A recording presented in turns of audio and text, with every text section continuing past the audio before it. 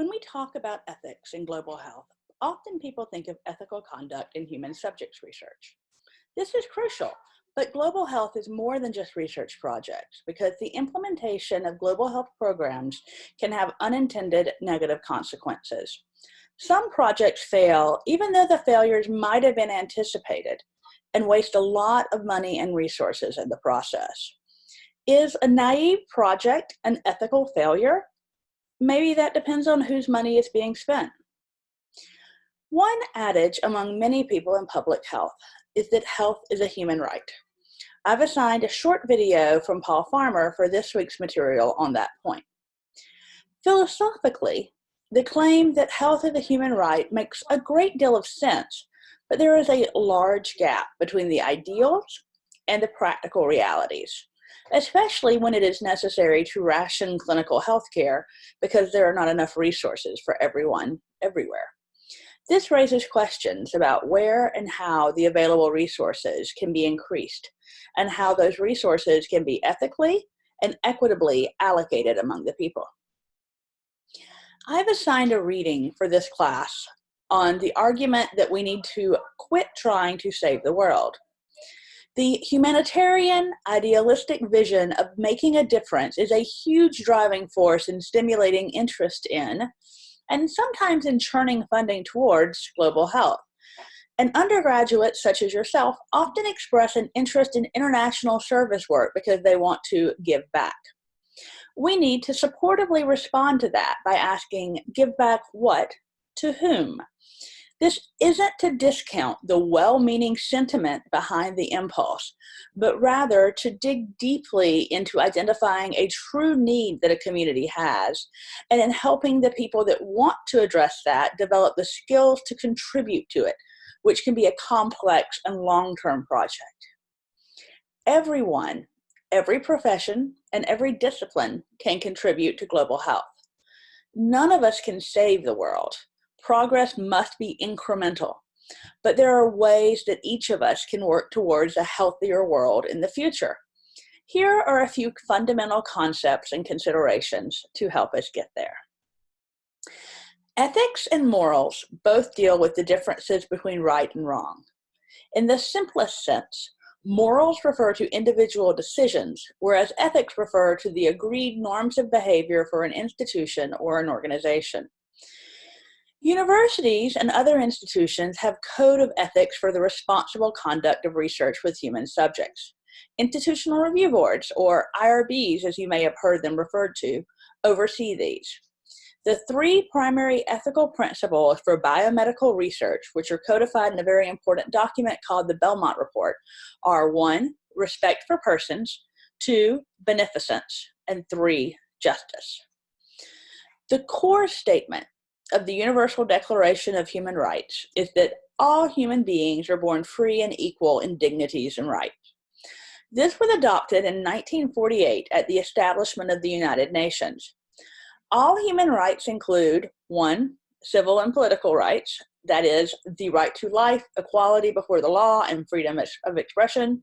2, economic, social, and cultural rights, that is, the right to work, as well as social security, health, and education. And 3, collective rights, which are the rights to development and self-determination. Universal human rights are often guaranteed by law in the form of treaties and international agreements. International human rights agreements identify obligations of governments to act in certain ways or to refrain from certain acts in order to promote and protect individuals or groups of individuals. Human rights are most often visible in their breach. This is similar to the way that we have previously discussed that when public health is working best, we don't even see it. Like public health, when human rights aren't respected, the results can be visible and catastrophic, which isn't to say that the exploitation isn't sometimes covered up for the benefit of powerful figures or groups. Violations of human rights, often by governments against their own people, occur discouragingly often. The most egregious violation is genocide. Sometimes, however, it is difficult to precisely identify what is a right in a positive way. All humans have a right to water, but how much and what quality? Human rights violations caused by structural violence, which we learned about before, can often be invisible. But health disparities between groups can be an indicator of human rights problems caused by discrimination. The preamble of the World Health Organization's Constitution states, "The enjoyment of the highest attainable standard of health is one of the fundamental rights of every human being." However, the right to health is not the right to be healthy.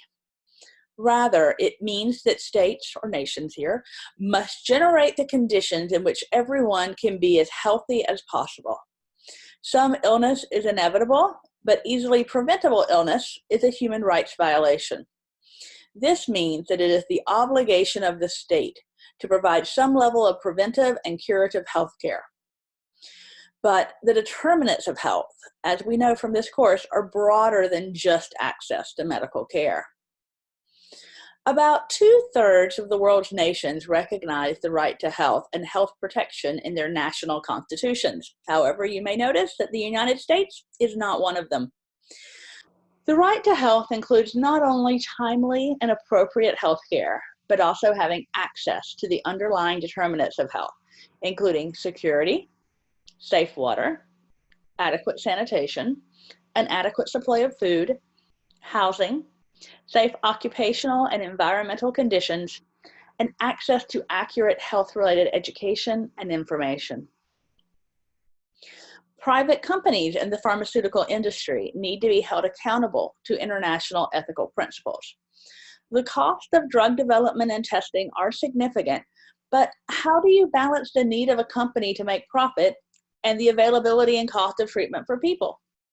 This is especially acute for neglected tropical diseases, which often affect the very poor.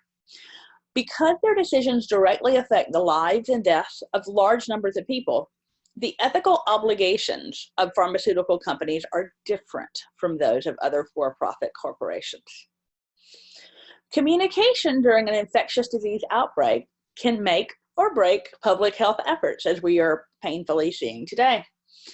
During health emergencies like a disease outbreak, the dual challenges of effective communication of correct scientific information while simultaneously attempting to counter panic and social overreaction raise ethical questions.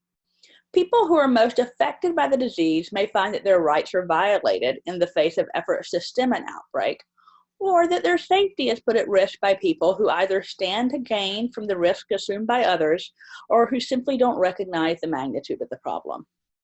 Decisions during an outbreak need to be made on an urgent basis, often in the context of scientific uncertainty, social and institutional disruption, and an overall climate of fear and distrust. In the process, sometimes ethical considerations end up being neglected. Complex humanitarian emergencies raise a wide variety of ethical issues. When we use the phrase complex humanitarian emergencies, we refer to widespread disruption of lives, such as civil disturbances or wars. The countries most affected by such disasters generally have limited resources, underdeveloped legal and regulatory structures, and health systems that lack the resilience to deal with crisis situations. In a complex, political, and often dangerous environment, workers are constantly confronting often difficult ethical decisions. And as a final concept to keep in mind, the question of how much one should help others in their time of need is a moral one. Many people offer help in the short term when media attention is highest, but needs are often long-term ones. Part of being a genuine world citizen is accumulating knowledge about conditions in the rest of the world. There may be international agreements about what nations should not do, but we also need to understand our obligations to each other. Discussions of ethical issues in global health may appear to be only rhetorical, but they are necessary to transform moral principles into action.